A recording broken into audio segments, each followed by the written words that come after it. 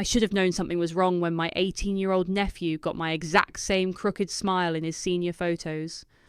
My name is Zoe, and I've been living a lie for so long that I almost forgot what the truth felt like. Almost. "Zoe, come look at this!" April called from the living room, her voice dripping with that fake sweetness she'd perfected over the years. "Emmett's graduation video is starting." I walked into my parents' pristine living room, where the whole family had gathered for what Mom called a pre-graduation celebration dinner. The lights were dimmed, and there on the massive flat screen was my son, though nobody in this room would ever call him that. The video started with baby photos. Emmett as a chubby-cheeked infant, then a toddler with paint-covered hands, then a gangly middle schooler holding up a science fair trophy. Each image felt like a knife twisting in my chest, but I kept my face neutral. I'd gotten good at that. "Look how artistic he's always been," April cooed, squeezing her husband Dalton's arm. "Remember when he painted that mural in his bedroom? I was so mad, but now I'm glad we kept it." I remembered. I'd helped him pick out the colours when he was 12. He'd wanted to paint a forest scene, and I'd spent 3 hours at Home Depot with him, pretending to be the fun aunt, while my heart screamed that I should be the one making decisions about his bedroom walls. "He gets that artistic streak from somewhere," Mom said, shooting me a pointed look. Certainly not from April's side of the family. Everyone laughed. Even Emmett cracked a smile from where he sat cross-legged on the floor, his dark hair falling into his eyes, my eyes, though nobody seemed to notice. "Maybe he's a throwback," Dad suggested mildly. "You know how genetics work." "Speaking of genetics," Dalton said, raising his wine glass, "here's to hoping he inherited April's common sense and not her sister's free spirit." More laughter. I forced myself to join in, even as my nails dug into my palms. "At least someone in this family will give us grandchildren eventually," Mom added, her gaze lingering on me. "Some of us seem content to remain perpetually single." "Mom," April said, but she was smiling. "Zoe's still young. She has time." "I'm 35, I said quietly. "Exactly. Still time to find someone and settle down. Maybe learn what real love is." April's voice carried that subtle edge it always did when she talked about my life choices. "When you have children of your own, you'll understand what I mean about a mother's love. It's just different." I wanted to scream. I wanted to grab her by the shoulders and shake her until she admitted what she'd done. Instead, I smiled and nodded. "You're probably right," I said. The video continued. Emmett's high school years flashed by, drama club performances, art exhibitions, quiet moments reading in the garden. In every single photo, he looked slightly out of place, like he was performing a role he didn't quite understand. "He's always been such a thoughtful kid," April said, reaching over to ruffle his hair. "Sometimes I catch him just staring off into space, like he's trying to solve some big mystery." Emmett pulled away from her touch just slightly. "I'm not a kid anymore, Mom. You'll always be my baby," she said, and something in her voice made me look up sharply. There was desperation there, hidden under the maternal sweetness. After dinner, Mum cornered me in the kitchen. "Your father and I are cleaning out the attic this weekend. Would you mind helping? There are some heavy boxes up there." "Sure," I said, loading plates into the dishwasher. "What's all up there anyway?" "Oh, you know, old documents, photo albums, baby clothes." She paused. "Things we've been meaning to sort through for years." That night, I found myself standing in my parents' attic, surrounded by decades of carefully preserved memories. Mum and Dad had gone to bed, leaving me to finish organising the last few boxes. I opened one marked Family Documents and started sorting through birth certificates, marriage licenses, old tax returns. Then my fingers closed around a manila envelope I'd never seen before. Inside were adoption papers, official ones, with court seals and everything. My signature was on them, except I'd never signed them. My hands started shaking as I read through the documents. There was my name, giving up all parental rights to my son. There was April's name, listed as the adoptive mother. There was a date, 3 days after Emmett was born, when I was still bleeding and crying and begging my parents to let me keep him. I'd never signed these papers. I'd never agreed to let April adopt him.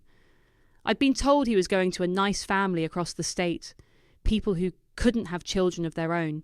The room started spinning. 18 years. 18 years of playing aunt to my own child while my sister got to be his mother. 18 years of birthday parties and Christmas mornings and school plays where I sat in the second row, watching someone else get the hugs and the "I love you, Mom" whispers. I stumbled down the attic stairs and out to my car, the envelope clutched against my chest. Once I was safely inside with the doors locked, I finally let myself break. I screamed until my throat was raw. I pounded the steering wheel until my hands hurt. I cried 18 years worth of suppressed tears until there was nothing left. Then I sat in the silence, staring at those forged documents, and felt something cold and sharp crystallize in my chest. I whispered the words into the darkness. I'm taking it all back. The memories hit me like a freight train the next morning. I couldn't stop them from flooding back.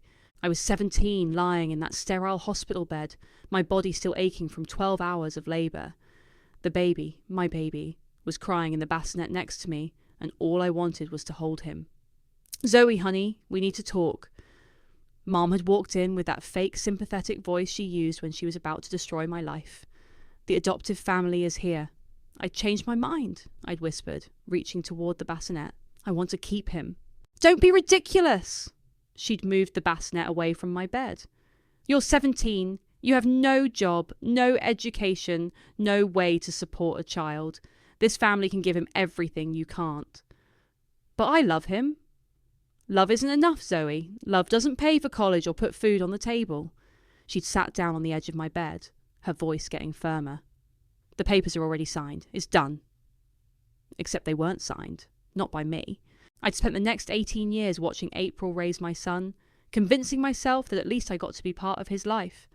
Every birthday party where I brought presents and got a polite, "Thank you, Aunt Zoe." Every Christmas morning where I watched him open gifts from his real parents while I sat on the couch like a guest. Every school play where April got the front row seat and I got at whatever was left. "You look like hell," Mia said when I showed up at her apartment at 7 in the morning, still wearing yesterday's clothes. Mia had been my best friend since college. She was the only person who knew the truth about Emmett, or at least the truth I thought I knew. They forged my signature. I dropped the envelope on her kitchen table. April didn't adopt some random baby. She adopted my baby. My parents gave her my son and made me think he was going to strangers. Mia's coffee mug hit the table with a sharp clink. "What?" "Look at the papers. That's not my signature. I never signed anything giving April custody." My voice was getting louder. "For 18 years, I've been the aunt at family dinners, watching my sister raise my child, thinking I was lucky to have him in my life at all." Mia picked up the documents, her lawyer brain immediately switching on. She'd graduated law school 2 years ago and was working at a small firm downtown. "This is fraud," she said after scanning the papers. "This is serious fraud. Zoe, you could..." "I could what? Sue my own family? Take them to court and destroy Emmett's entire world?" I laughed, but there was no humour in it. "He thinks April is his mother. He's 18 years old. What am I supposed to do? Show up at his graduation and announce that his whole life has been a lie? Maybe that's exactly what you should do." I stared at her. "Mia, I'm serious. This isn't just about you anymore. This is about him too. Don't you think he deserves to know who his real mother is? His real mother is the woman who raised him. I'm just the woman who gave birth to him." "Bullshit." Mia stood up, pacing around her small kitchen. "You've been at every important moment of his life. You helped him with his art projects. You drove him to soccer practice when April was too busy. You were there when he broke his arm in middle school, remember? You're the one who stayed at the hospital all night. As his aunt. As his mother. Whether you had the title or not." She turned to face me. "Zoe, I've watched you for 18 years. I've seen how you light up when he walks into a room. I've seen how you save every drawing he's ever made. I've seen you cry after family dinners because you couldn't tuck him in at night." My throat tightened. "It doesn't matter now. It does matter. And you know what else matters? The fact that they stole him from you. They didn't just take your baby, Zoe. They took 18 years of your life. They made you grateful for scraps when you should have had everything. I thought about all the times April had made little comments about my childless life. All the times she'd acted like she was doing me a favour by letting me be involved with Emmett. All the times she'd said things like, "When you have kids of your own, you'll understand while raising my kid." "I need to know more," I said finally. "I need to know exactly how they did this." Who else was involved? Mia nodded. I have a friend who works as a private investigator. He specialises in family cases. Want me to call him? Yes. 3 hours later, I was sitting across from Harold, a middle-aged man with kind eyes and a no-nonsense attitude. He'd spread the adoption papers across his desk and was examining them with a magnifying glass. These signatures are definitely forged, he said, but that's not even the most interesting part. Look at the filing dates. He pointed to a stamp in the corner. These papers were filed 3 months before your son was born. Someone was planning this adoption before you even went into labour. The room started spinning again. What? Your sister and her husband didn't just take advantage of a difficult situation, Zoe. They orchestrated it. This was premeditated. I gripped the arms of my chair. How is that possible? I'll need to do some digging, but I suspect your parents were involved from the beginning. The question is, how deep does this go? He leaned back in his chair. Are you prepared for what we might find? I thought about Emmett's crooked smile. I thought about 18 years of pretending to be grateful for whatever scraps of motherhood they threw my way. I thought about April's smug comments about real maternal love. Find everything, I said. I don't care what it costs or who it hurts. I want to know exactly what they did to me. Harold nodded and made a note in his file. I'll start with the courthouse records. See who actually filed these papers and how they managed to get them processed. How long will it take? Give me a week. He looked up at me. But Zoe, I have to ask, what are you planning to do with this information once you have it? I smiled for the first time in 24 hours. It wasn't a nice smile. I'm going to give them exactly what they deserve. Harold's phone rang as I was getting ready to leave. He answered it, spoke quietly for a moment, then hung up. That was interesting, he said, looking at me with raised eyebrows. I just had a contact at the courthouse, run a quick check on these documents. And? You wouldn't believe who actually filed the paperwork. Dalton filed most of the paperwork himself, Harold said, sliding a photocopy across his desk. He has a connection at the courthouse. His college roommate works in the family court clerk's office. The whole thing was processed in record time. I stared at the signature on the filing documents. Dalton's neat handwriting, confident and deliberate. This wasn't some spur-of-the-moment decision made in a hospital room. This was planned, calculated, executed with precision. He knew, I whispered. Before I even went into labour, he knew he was going to take my baby. It gets worse. Look at this. Harold pointed to another document. He filed a petition for emergency custody 3 days before your due date, claiming the birth mother was mentally unstable and unfit for parenting. The words hit me like a physical blow. Mentally unstable? According to this, you had a history of depression and suicidal ideation. There's a doctor's signature here saying you were a danger to yourself and the child. I was never suicidal. I was 17 and scared, but I was never... I stopped, remembering something. Dr. Martinez. My parents took me to see him during my pregnancy. They said it was routine prenatal counselling. This Dr. Martinez? I looked at the signature. Yes, but I never told him I was suicidal. We talked about normal pregnancy anxiety, that's all. Harold made another note. I'll look into Dr. Martinez too. This is starting to look like a conspiracy. I left Harold's office with my head spinning and my hands shaking. I needed to confront someone, and Dalton seemed like the obvious choice. He was always the coldest one in the family, the most calculating. If anyone would crack under pressure, it wouldn't be him. But maybe I could rattle him enough to make a mistake. I found him at his office downtown. He was a financial advisor, the kind of guy who wore expensive suits and talked about portfolios over lunch. His secretary tried to stop me, but I walked right past her. Zoe? He looked up from his computer, surprised. What are you doing here? We need to talk about Emmett's graduation party. I closed his office door behind me and sat down across from his desk. I have some ideas for the slideshow. His shoulders relaxed slightly. Oh, sure. April's been handling most of the planning, but I'm happy to help. I was thinking we could include some really early photos. You know, from right after he was born. I watched his face carefully. I found some interesting documents in my parents' attic last night. There it was, just a flicker, but I caught it. His jaw tightened almost imperceptibly. Documents? Birth certificates, hospital records, that sort of thing. It's amazing what people keep, isn't it? I leaned forward. Did you know I never actually signed the adoption papers? Dalton's hand stilled on his keyboard. What are you talking about? My signature was forged. Someone else signed my name, giving up my parental rights. I kept my voice conversational, like we were discussing the weather. I'm curious who would do something like that. He stood up abruptly, walking to his office window. Zoe, I think you're confused. You were very young, very emotional. Maybe you don't remember. I remember everything, Dalton. I remember begging to keep my baby. I remember my parents telling me he was going to a nice family in another state. I remember never, ever agreeing to let April adopt him. You were 17 and unmarried. Your parents made the best decision they could under the circumstances. My parents? Or you? He turned around, and for the first time since I'd known him, Dalton looked genuinely rattled. What's that supposed to mean? It means I know you filed the paperwork. I know you have connections at the courthouse. I know you planned this whole thing before Emmett was even born. You don't know what you're talking about. Don't I?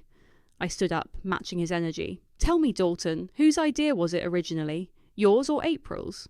April couldn't have children. His voice was sharp now, defensive. We've been trying for years. When your parents told us about your situation, we saw an opportunity to help everyone involved. Help everyone? Or help yourselves to my baby? He needed a stable home with 2 parents who could provide for him. You were a child yourself.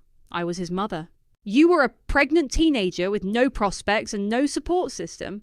Dalton's mask was slipping now, revealing something cold underneath. We gave him everything you couldn't. A good home, private schools, college funds, opportunities. You stole him. We saved him. He walked back to his desk, his composure returning. And if you're thinking about stirring this pot now, 18 years later, you need to consider the consequences. You'll destroy that boy's entire world. Is your need for revenge really worth traumatizing him? This isn't about revenge, isn't it? He sat down, leaning back in his chair with a cold smile. Because from where I'm sitting, it looks like a bitter woman who's finally realized what she lost and wants to burn everything down out of spite. I felt my temper flare, but I kept my voice steady. You forged legal documents. You committed fraud. You stole a child from his mother. Prove it. I will. Good luck with that. He turned back to his computer, dismissing me. But remember, Zoe, if you go down this road, you won't be the only one who gets hurt. Think about what this will do to Emmett. Think about what it will do to April. Think about your parents' reputation in this community. I walked to his door, then turned back. You know what's funny, Dalton? All these years, I thought I was lucky to be Emmett's aunt. I thought I should be grateful that you and April let me be part of his life. You should be grateful. But I'm starting to realise something. Emmett's always been a little distant with April, hasn't he? A little disconnected, like something was missing. Dalton's typing stopped. He's always gravitated toward me at family gatherings. Always sought me out when he was upset or needed advice. I used to think it was just because I was the fun aunt. I smiled. But maybe it's something deeper than that. Maybe blood really does call to blood. Get out of my office. See you at the graduation party, Dalton. I was halfway to my car when my phone rang. Emmett's name flashed on the screen. Hey, sweetheart, I answered, my heart immediately softening at the sound of his voice. Aunt Zoe? He sounded confused, maybe a little upset. Can I ask you something weird? Of course. What's on your mind? I was looking through some old photo albums last night, trying to find pictures for the graduation slideshow, and I noticed something strange. My pulse quickened. What kind of strange? You're not in any of my baby photos. Like, not a single one from my first year. Mum has pictures with me, Dad has pictures with me, even Grandma and Grandpa are in some, but you're not in any of them. I gripped the phone tighter. What did your mum say when you asked her about it? That's the thing, she got really weird about it. Started talking about how you were going through a difficult time back then and weren't around much. But that doesn't make sense, does it? You've always been around. You've always been part of everything. I closed my eyes, feeling the weight of 18 years of lies pressing down on me. Emmett, I said carefully, why weren't you in any of my baby photos? There was a long pause on the other end of the line. I don't know, he said quietly, but I'm starting to think there's a lot about my family that I don't know. Can you meet me at the coffee shop on 5th Street? Emmett asked. I need to talk to someone, and you're the only person in this family who doesn't make me feel like I'm crazy. My heart clenched. I'll be there in 20 minutes. I found him in a corner booth, hunched over a cup of coffee that had clearly gone cold. His dark hair was messier than usual, and he had that look he'd worn as a little kid when something was bothering him, but he couldn't quite put it into words. Thanks for coming, he said, as I sat down across from him. Always. What's going on? He pulled out his phone and scrolled to a photo. I found this in Mum's jewellery box last night. It was a picture of me holding a newborn baby. I was in a hospital gown, exhausted but smiling, and the baby in my arms had a tiny hospital bracelet around his wrist. My own bracelet was visible in the photo, a silver chain with a small heart pendant that I still wore every day. That's you, isn't it? He said quietly. I stared at the photo, remembering that moment with crystal clarity. The nurse had taken it right after they'd cleaned him up and handed him to me for the first time. I'd only gotten to hold him for about 10 minutes before my parents came in and everything went to hell. Yes, I said. That's me. And that's me as a baby. Yes. He set the phone down between us. So why does Mom have a picture of you holding me in the hospital? And why is it hidden in her jewellery box like some kind of secret? I looked at his face, my face really, just masculine and 18 years older, and felt something crack inside my chest. He deserved the truth. He'd always deserved the truth. Emmett, there are things about your family that are complicated. Complicated how? I've always wanted to tell you something, but I never could. Your parents, your grandparents, they made it very clear that certain topics were off limits. His eyes narrowed. What kind of topics? I reached across the table and touched his hand. You have to understand. I never wanted to keep secrets from you, but I was told that telling you the truth would hurt you, and I couldn't bear the thought of causing you pain. Aunt Zoe, you're scaring me. I'm not your aunt. The words hung in the air between us like a bomb waiting to explode. Emmett's face went through several emotions. Confusion, disbelief, something that might have been hope. What do you mean? I mean exactly what you think I mean. He pulled his hand away from mine. That's impossible. Mom would have told me. She wouldn't lie about something like that, wouldn't she? No, she's my mother. She loves me. She wouldn't... He stopped, his voice breaking slightly. She wouldn't keep something like that from me. Emmett, think about it. Really think. Have you ever felt like something was off about your family? Like there were conversations that stopped when you walked into a room? Like there were photos missing or stories that didn't quite add up? He was quiet for a long moment, staring down at his coffee cup. Sometimes, he said finally. Sometimes I felt like I was watching my family through glass, like I was part of it, but not really part of it, you know? I know. And you were always different. You always paid attention to me in a way that felt... He struggled for the words. More. Like you cared more than an aunt should care. Because I did care more. He looked up at me, and I could see tears forming in his eyes. Are you telling me that you're my real mother? I'm telling you that I gave birth to you 18 years ago in Mercy General Hospital. I'm telling you that I wanted to keep you more than I've ever wanted anything in my life.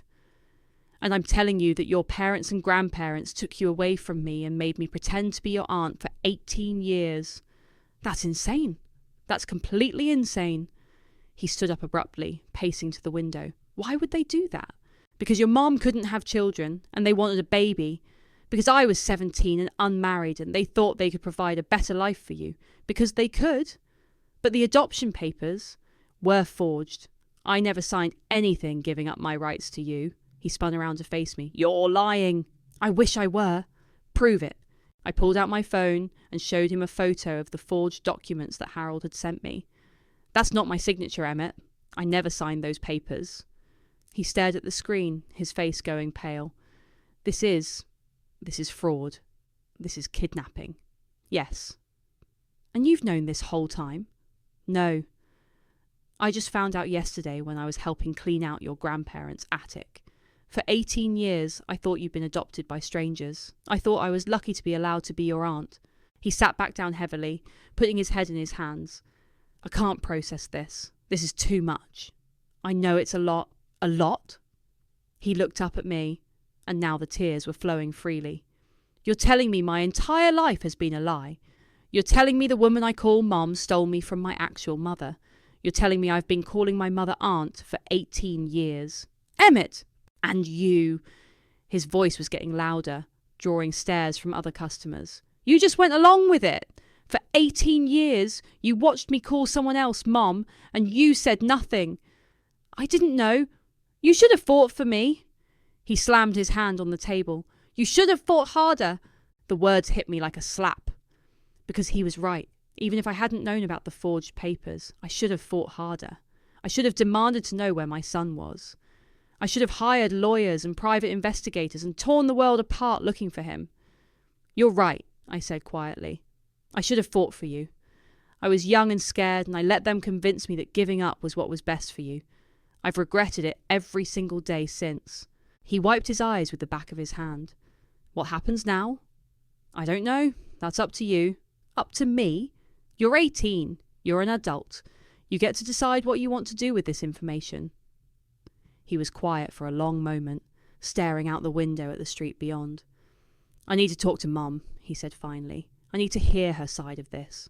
Okay. And if what you're telling me is true... He looked at me with an expression I'd never seen before, something hard and angry and determined. If what you're telling me is true, then I don't know if I can ever forgive any of them. He stood up to leave, then turned back. Can I ask you something? Anything. Do you love me? Like, really love me? The way a mother loves her child? The question broke something inside me that had been carefully held together for 18 years. More than my own life, I whispered. He nodded once, then walked out of the coffee shop, leaving me alone with the wreckage of everything we'd both believed about our lives. I didn't hear from Emmett for 2 days. 2 days of staring at my phone, jumping every time it buzzed, wondering if I'd just destroyed the only relationship that mattered to me. Then Mia called. You need to see this, she said, without preamble. Harold found something big. Can you meet us at his office? Harold's desk was covered with documents when I arrived. Bank records, court filings, medical reports. It looked like he'd torn apart half the county's filing system. Your mother paid Dr. Martinez $5,000 in cash, Harold said, sliding a bank withdrawal slip across the desk. 3 days before he signed the mental health evaluation that declared you unfit. $5,000. It gets worse. I found the original evaluation he wrote about you. Want to guess what it said? I picked up the document. Dr. Martinez had written that I was a mature young woman dealing appropriately with a difficult situation, and that I showed no signs of mental instability or risk to myself or the child. So what happened to this version? Someone paid him to write a second one, the one that got filed with the court. Harold pulled out another document. This one says you were severely depressed, had expressed suicidal thoughts and posed a danger to the infant. But I never said any of those things. I know. I talked to Dr. Martinez yesterday. He's retired now, living in Florida, and apparently his conscience has been bothering him for years. He admitted the whole thing. Mia leaned forward. Harold, tell her about the judge. Judge Patricia Williams. She processed the emergency custody order that gave April and Dalton temporary guardianship of Emmett. Harold flipped through more papers. She also received a $10,000 donation to her re-election campaign from your father the same week. The room started spinning. My father bribed a judge? It's not technically bribery if it goes through campaign channels, but the timing is awfully suspicious, especially since your father had never donated to any political campaigns before or since. So let me get this straight, I said slowly. My parents paid a doctor to lie about my mental state, bribed a judge to fast-track the custody order, and forged my signature on adoption papers. All so April could steal my baby. That's about the size of it. And they made me think I was lucky to be his aunt for 18 years. Zoe, Mia said gently, what are you going to do with all this? I looked at the evidence spread across Harold's desk. 18 years of lies, documented in black and white. 18 years of stolen motherhood, bought and paid for. I'm going to make sure everyone knows exactly what kind of people they really are. How? Emmett's graduation party is this Saturday. The whole family will be there, plus all their friends and neighbours. April's been planning it for months. She's invited half the town. Harold raised an eyebrows. You're thinking of making some kind of public announcement? I'm thinking of putting together a slideshow, a nice retrospective of Emmett's life. Birth photos, baby pictures, family moments. I smiled and it felt sharp. I think people would be very interested to see some of the documents you've found. Zoe, Mia said carefully, are you sure about this? Once you detonate this bomb, there's no going back. There's already no going back. Emmett knows the truth now. The question is whether everyone else gets to keep living the lie. My phone buzzed. A text from April. Can you come over? We need to talk. I showed the message to Mia and Harold. She knows, Harold said. Emmett must have confronted her.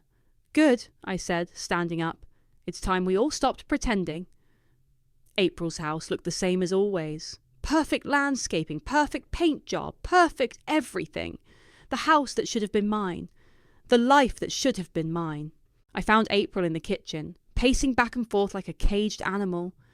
Her usually perfect hair was dishevelled, and she'd been crying. How could you? She said the moment she saw me. How could you tell him? Tell him what? The truth? He's devastated, Zoe. He locked himself in his room and won't come out. He won't talk to me, won't eat, won't even look at me. Maybe because he just found out his entire life has been built on lies. We gave him a good life, April's voice cracked. We gave him everything he could have wanted. Private school, music lessons, art supplies, college fund. Everything you couldn't have given him. You gave him everything except his real mother. I am his real mother. I'm the one who stayed up with him when he had nightmares. I'm the one who taught him to ride a bike. I'm the one who helped him with homework and drove him to soccer practice. And I'm the one who gave birth to him. I'm the one whose DNA he carries. I'm the one who wanted him from the moment I knew he existed. April collapsed into a chair, sobbing. You're going to destroy everything. Our family, our reputation, Emmett's sense of security, everything. You destroyed it first, 18 years ago, when you decided to steal my baby. We didn't steal him. We saved him.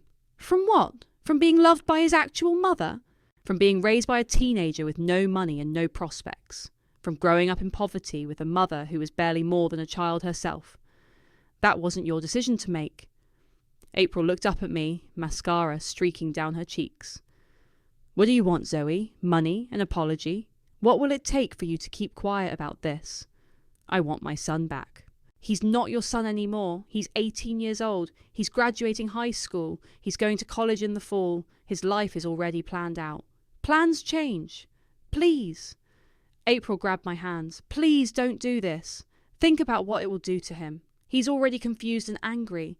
If you make this public, if you humiliate our family in front of the whole town, the way you humiliated me for 18 years, making me sit in the back row at his school plays, making me watch from the sidelines while you got all the credit for raising my child, that wasn't making me grateful for scraps of my own son's attention. April let go of my hands and stood up. Fine. You want to burn it all down? Go ahead. But remember, you'll be burning him down too. When this gets out, when people start talking, when the whole story comes to light, he's going to be the one who suffers, not us, him. Maybe he deserves to know who he really is. And maybe you're just a bitter woman who's finally found an excuse for revenge. I walked to the door, then turned back. You know what the funny thing is, April? All these years, I thought you were doing me a favour by letting me be part of his life. I thought I should be grateful that you included me in family dinners and birthday parties. You should be grateful. But I'm starting to realise that it wasn't generosity. It was cruelty. You wanted me to watch. You wanted me to see what I'd lost. You wanted me to know that you had everything I wanted and there was nothing I could do about it. April's face went pale. Well, guess what? I smiled. There's something I can do about it now. I was halfway to my car when I heard footsteps behind me. I turned to see Emmett jogging down the driveway, still in pyjama pants and a wrinkled t-shirt. Wait, he called. I need to talk to you. He looked terrible, red-eyed, exhausted, like he hadn't slept in days. Are you okay? I asked. No, I'm not okay. Nothing is okay. He ran his hands through his hair. I confronted Mom about everything you told me, and she admitted it. All of it. She said they were trying to protect me from the truth, but she admitted that you're my biological mother. My heart clenched. How do you feel about that? I don't know. Angry, confused, betrayed. He looked at me with those familiar eyes, my eyes. But also, relieved, like finally, something makes sense. What do you mean? I always felt different from them, like I was playing a role I didn't understand. But with you, he shrugged. With you, I always felt like myself. Emmett, I want to know everything, every detail about what they did to you, to us. And then I want to decide what to do about it. I looked at this young man, my son, standing in his adoptive mother's driveway, demanding the truth that had been stolen from both of us. Okay, I said. Let's go somewhere and talk. We ended up at my apartment. Emmett sat on my couch, looking around like he was seeing the place for the first time, which, in a way, he was. This wasn't his aunt's apartment anymore. This was his mother's home. I used to wonder why you had so many pictures of me, he said, pointing to the frames covering my mantelpiece. Mum always said it was because you were such a devoted aunt. I kept every school photo, every art project you gave me, every drawing you made. I sat down across from him. I told myself it was normal aunt behaviour, but deep down I knew it was something more. Tell me about the day I was born. I closed my eyes, remembering. It was March 15th, 2 a.m. I'd been in labour for 12 hours. You were stubborn even then, didn't want to come out. Was anyone there with you? Your grandparents, they stayed the whole time, which I thought was sweet. I didn't realise they were making sure I couldn't change my mind about the adoption. What happened after? The nurse cleaned you up and handed you to me. You had this tiny fist wrapped around my finger, and you looked right at me with these dark eyes, my eyes, and I knew I couldn't give you up. My voice broke. I told them I wanted to keep you. But they wouldn't let you. Your grandmother said I was being selfish, that I was too young, too poor, too unstable to raise a child. She said the adoptive family was already waiting, that everything was arranged. Emmett leaned forward. Did you know it was April and Dalton? No. They told me it was a couple from out of state who couldn't have children. They said you'd have a good life, that I could move on and pretend it never happened. But you couldn't pretend. How could I? 3 months later, April shows up at Sunday dinner with a baby. We adopted, she announced. Meet our son, Emmett. I laughed bitterly. I nearly fainted when I saw you. Same eyes, same nose, same little birthmark on your shoulder. You knew right away. I knew. But when I asked questions, they had answers for everything. Similar ages, similar features. What a coincidence. They said I was imagining things because I missed my baby. And you believed them. I wanted to believe them. The alternative was too horrible to consider. I wiped my eyes. So I convinced myself I was being paranoid. I threw myself into being the best aunt I could be, grateful for any time I got to spend with you. Emmett was quiet for a long moment, processing everything. I found something else, he said finally, pulling a crumpled envelope from his pocket. It was hidden in Mom's closet behind some old photo albums. He handed me the envelope. Inside were birthday cards, dozens of them, all addressed to my sweet baby boy in my handwriting.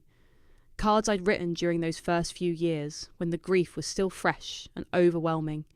I wrote these when you were little, I whispered, recognising my younger self's desperate scrawl. I'd buy a card every year on your birthday and write you a letter, telling you how much I missed you and hoped you were happy. What happened to them? I used to give them to your grandmother, asking her to forward them to your adoptive family. She said she would, but... I held up the envelope. Apparently, she just gave them to April instead. She kept them all these years. I guess she did. Emmett pulled out one of the cards and read it aloud. Happy first birthday, my beautiful boy. I think about you every day and wonder if you're walking yet, if you're saying words, if you remember the sound of my voice. I hope your new family loves you as much as I do. I hope you're happy. I hope someday you'll understand why I had to let you go. His voice cracked on the last sentence. You didn't let me go, he said. They took me. I should have fought harder. I should have hired lawyers, demanded to know where you were, never stopped looking for you. You were 17. That's not an excuse. It's not an excuse, but it's an explanation. He set the cards aside and looked at me directly. You were a kid yourself, and they were adults with money and connections and a plan. They manipulated you. I still should have... Stop. His voice was firm. Stop blaming yourself for what they did. You were a victim too. We sat in silence for a while, both of us crying quietly. "What happens now?" he asked eventually. "I don't know. What do you want to happen?" "I want them to pay for what they did. All of them. Mom, Dad, Grandma, Grandpa. I want everyone to know what kind of people they really are. Even if it means your whole world gets turned upside down. My whole world is already upside down. At least this way, it'll be upside down with the truth instead of lies." I walked to my desk and pulled out a folder. "I've been working on something. A slideshow for your graduation party." "What kind of slideshow?" "The kind that tells the real story of your life. Birth certificates, hospital photos, forged documents, bank records showing the bribes, everything."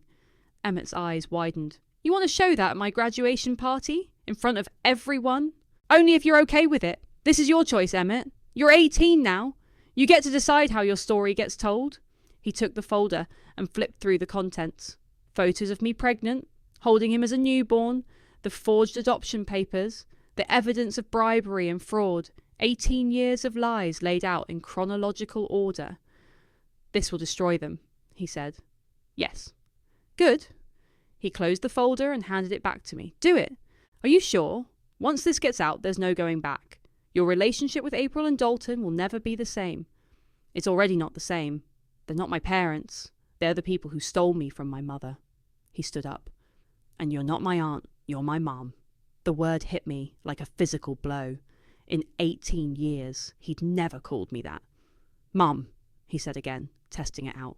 "It feels right." I started crying again, but this time they were different tears. Not grief or anger, but something that felt almost like joy. "I love you," I whispered. "I love you too, Mum." He hugged me then, really hugged me, not the polite family hug we'd shared for years, but the desperate embrace of a mother and son who'd found each other after being lost for too long. "When is the party?" he asked when we finally pulled apart. "Tomorrow night." "Then we better make sure that slideshow is perfect." We spent the rest of the evening going through the evidence, arranging it in the most devastating order possible. By the time we finished, we had a presentation that would expose every lie, every bribe, every forged document. "Are you ready for this?" I asked as he was getting ready to leave. "I've been ready my whole life," he said. I just didn't know what I was getting ready for. After he left, I sat alone in my apartment, staring at the slideshow file on my laptop. Tomorrow night, I would stand in front of my family and their friends and detonate 18 years of carefully constructed lies. I thought about April's warning that this would hurt Emmett more than anyone. Maybe she was right. Maybe I was being selfish, putting my need for justice above his need for stability. But then I remembered the look in his eyes when he called me Mom. The relief, the recognition, the sense of finally coming home. Some truths were worth the explosion. The graduation party was everything April had dreamed of.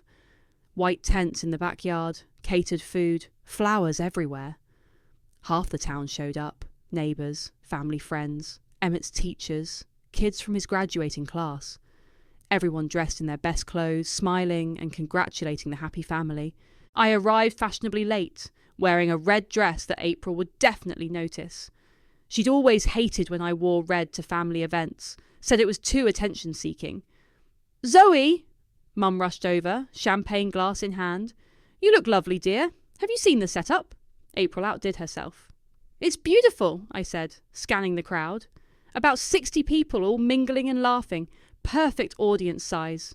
April appeared at my elbow, looking stunning in a cream-coloured dress that probably cost more than my rent. "I'm so glad you could make it. Emmett was worried you might not come. Wouldn't miss it for the world. The slideshow equipment is all set up. Did you bring the photos we discussed?" I patted my purse. "Everything's ready." Dalton joined us, drink in hand, playing the perfect host. "Zoe, good to see you. Emmett's been looking for you." "Where is he?" "Over by the dessert table with his friends." I found Emmett surrounded by his classmates, but his eyes found mine across the crowd. He gave me a small nod. "Ready." "Ladies and gentlemen," April called out, tapping her champagne flute with a fork. "If I could have everyone's attention. Please." The crowd gathered around the makeshift stage area where a large screen had been set up. April beamed as she took the microphone. "Thank you all for coming to celebrate our son's graduation. Emmett has been such a joy to raise, and Dalton and I are so proud of the young man he's become. Polite applause. Emmett stood off to the side, his face carefully neutral. We thought it would be fun to take a trip down memory lane with a slideshow of Emmett's life. Zoe, his wonderful aunt, put this together for us. More applause as I walked to the front, USB drive in hand. April handed me the microphone with a smile that didn't reach her eyes. Thank you, April. I plugged the drive into the laptop connected to the projector. I've been looking forward to sharing this with everyone. The first slide appeared on the screen, a photo of Emmett as a toddler, grinning with chocolate cake smeared on his face. Isn't he adorable? I said into the microphone. This was his second birthday party. Look how happy he is. Murmurs of appreciation from the crowd. April relaxed slightly. The next few slides were normal. School photos, family vacations, Christmas mornings. Everyone was smiling, enjoying the nostalgic journey. Then the tone shifted. Now, I thought it might be interesting to go back even further, I said, as a new slide appeared. To the very beginning of Emmett's story. The screen showed a hospital room. Me, 17 years old and exhausted, holding a newborn baby. The timestamp in the corner read March 15th, 2006. The crowd went quiet. April's face went white. This is Emmett on the day he was born, I continued, my voice steady. And that's me holding him, his biological mother. Gasps rippled through the audience. Someone dropped a glass. Zoe! April said sharply, reaching for the microphone. What are you doing? I stepped away from her. I'm telling the truth, April, for the first time in 18 years. The next slide showed the forged adoption papers. My signature, or rather the fake version of my signature, clearly visible. These are the adoption papers that gave April and Dalton custody of my son. The problem is, I never signed them. Someone forged my name. The crowd was buzzing now, people whispering to each other, craning their necks to get a better look at the screen. This is insane, Dalton said, pushing through the crowd. Turn it off. Turn it off right now. Why? Don't you want everyone to see how you got your son? The next slide showed the bank records. Mum's $5,000 cash withdrawal, dated 3 days before Dr. Martinez signed the mental health evaluation. This is the money my mother paid to have me declared mentally unfit to raise my child, I announced. $5,000 to buy a lie. Mom swayed on her feet. Dad caught her arm. And this, I said, as the next slide appeared, is the $10,000 campaign donation my father made to Judge Williams, the same judge who processed the emergency custody order. Funny timing, don't you think? Stop this, April screamed, lunging for the laptop. Stop this right now! But Emmett stepped between us. Let her finish, Mum. The word Mum hung in the air like a challenge. April stared at him in shock. That's right, I said into the microphone. Emmett knows the truth now. He knows who his real mother is. The final slide was a photo of Emmett and me from last week, sitting in the coffee shop where I'd first told him everything. We were holding hands across the table, both of us crying but smiling. For 18 years, I watched from the sidelines as my sister raised my son. I played the grateful aunt, thankful for whatever scraps of his life I was allowed to have. I convinced myself that it was better than losing him completely. The crowd was dead silent now. Even the catering staff had stopped moving. But I was wrong. Love isn't grateful for scraps. Love fights. Love demands truth. Love doesn't accept lies, even comfortable ones. I turned to face April directly. You stole my baby. You forged documents, bribed officials, and built your entire family on fraud. And then you had the audacity to make me feel grateful for the privilege of being his aunt. We gave him a good life, April said, tears streaming down her face. We gave him everything. Everything except his real mother. Emmett walked up to the microphone. The crowd held its breath. My name is Emmett, he said, his voice clear and strong. And this woman, he gestured to me, is my mother, not my aunt. My mother. The woman who gave birth to me, who wanted to keep me, who was forced to give me up through lies and manipulation. He turned to April. You raised me, and I'm grateful for that. But you built our relationship on a lie. You made me call my own mother aunt for 18 years.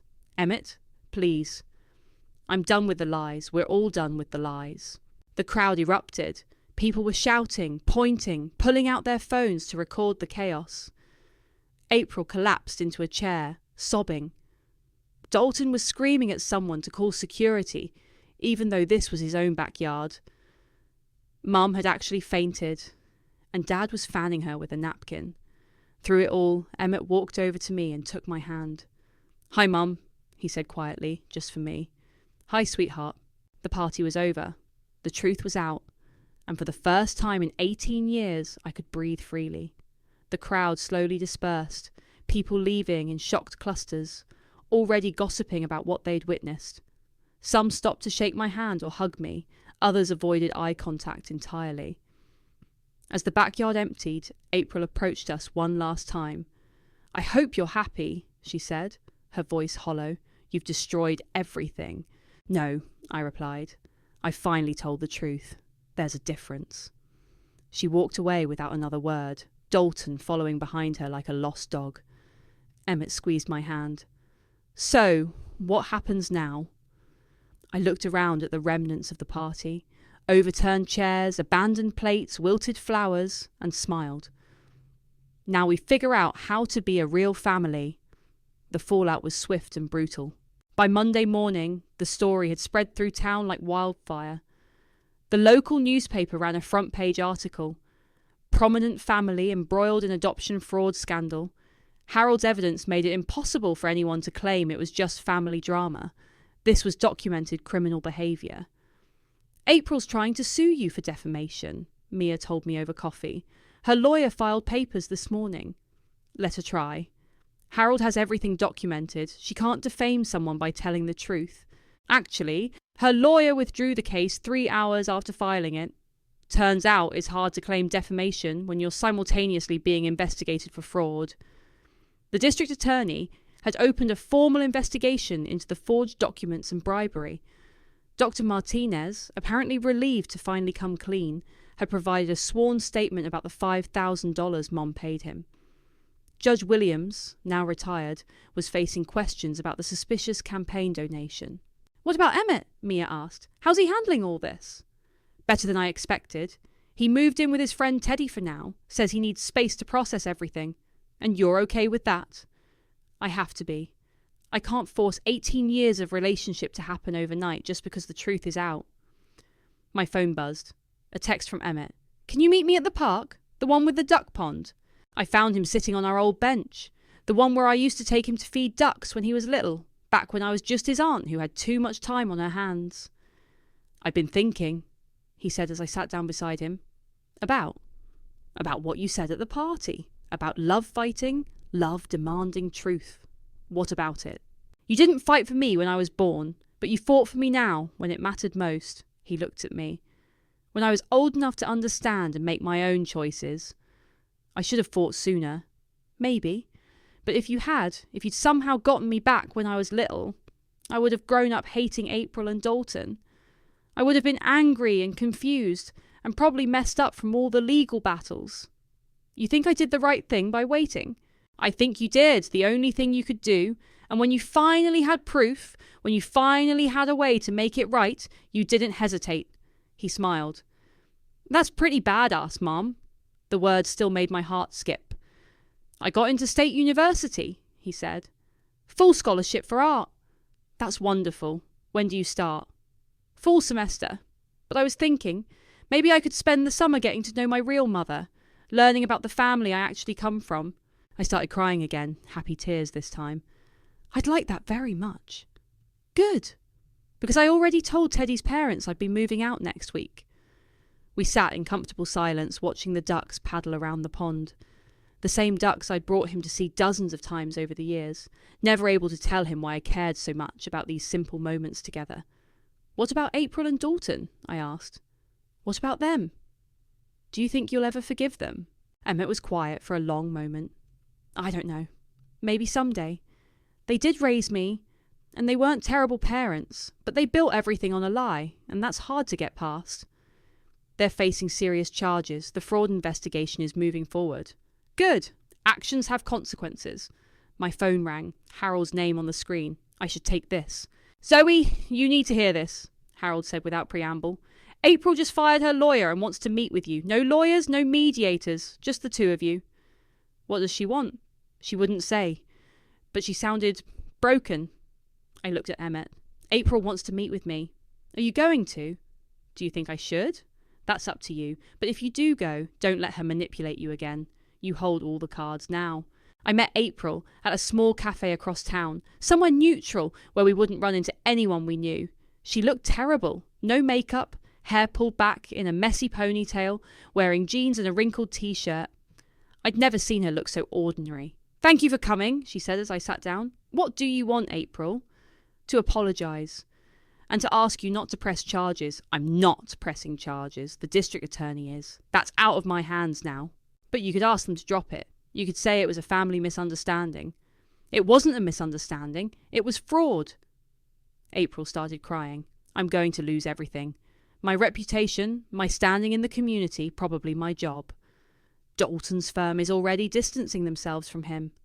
You should have thought about that before you stole my baby. I know we were wrong, but Zoe, I loved him. I really did love him like my own son. That doesn't make it right. I know it doesn't, but please, think about what this is doing to him. He's caught in the middle of all this mess. He's not caught in the middle. He's exactly where he should be, with his real mother. April flinched. You're right. You're absolutely right. She wiped her eyes. I don't know how to be anything other than his mother. It's been my whole identity for 18 years. Then you'll have to figure out who you are without that identity. The same way I had to figure out who I was without my son. Will you at least let me say goodbye to him? Properly. I considered this. That's not my decision to make. It's his. Will you ask him? I'll ask him. That evening, Emmett and I were making dinner together in my kitchen, our kitchen now, when I brought up April's request. She wants to say goodbye, he asked, stirring pasta sauce. She says she needs closure. What do you think? I think she's probably going to try to guilt you into forgiving her and asking me to drop the investigation. And if she does, then you tell her no and walk away. Emmett smiled. You really don't trust her at all anymore, do you? Should I? No, probably not. He turned off the stove. But I think I should see her. Not for her sake, but for mine. I need to say some things. They met the next day at the same park where Emmett and I had talked. I waited in my car, close enough to intervene if needed, but far enough away to give them privacy. I watched April approach the bench where Emmett was waiting. Even from a distance, I could see her shoulders shaking as she sat down beside him. They talked for about 20 minutes. At one point, April reached for his hand, but he pulled away. When they stood up, she tried to hug him. He stepped back and shook his head. She walked back to her car alone, sobbing. Emmett came over to mine. How did it go? I asked. I told her I appreciated everything she did for me growing up, but that I couldn't forgive her for the lies. I told her that you're my mother now, and that's not going to change. How did she take it? About as well as you'd expect. She cried a lot and asked me to think about what I was throwing away. He buckled his seatbelt. I told her I wasn't throwing anything away. I was finally picking up what was mine. We drove home in comfortable silence. When we pulled into my driveway, Emmett turned to me. Mum? Yeah. I'm proud of you. For fighting for the truth, for fighting for us. I reached over and squeezed his hand. I'm proud of you too. For being brave enough to hear it. That night, I sat on my porch with a cup of coffee, looking at Emmett's graduation photo on the table beside me. For the first time in 18 years, when I smiled at that picture, it wasn't forced or painful or tinged with grief. It was just a mother, proud of her son. The truth had cost us everything. Family relationships, community standing, the comfortable lives we'd all been living. But it had given us something more valuable in return. It had given us each other.